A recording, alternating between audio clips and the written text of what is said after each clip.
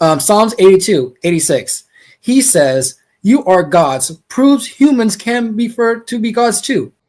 Jesus tells us he called them Elohim, to whom the word of God came, then equates himself to them by stating that he is also a son of God in verse 36. But he's wrong, because Psalms 82 rebukes unjust rulers like who die like men in verse 7. It is a judgment passage, not a compliment, that Jesus cites in John 10 verses 34. Clearly, this was a weak attempt to try to refute me. My point is that God called those that the word of God came to Elohim.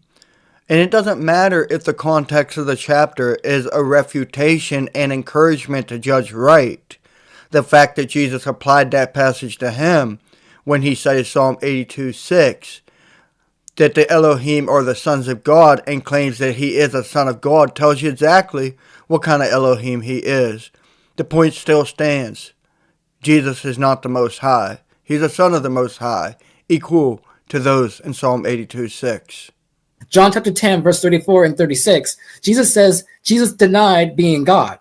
So Jesus tells us explicitly what kind of Elohim he is. So Jesus tells us explicitly what kind of Elohim he is. Now, in John 8:40, Jesus says that he is a man that told you the truth that he heard from God, just as Moses told Aaron what he heard from God. This makes Jesus Elohim like Moses. Jesus confirms this in John chapter 10, verses 34 and 36 through 36, when he cites Psalm 82:6. I said, "You are Elohim, and all of you are sons of the Most High."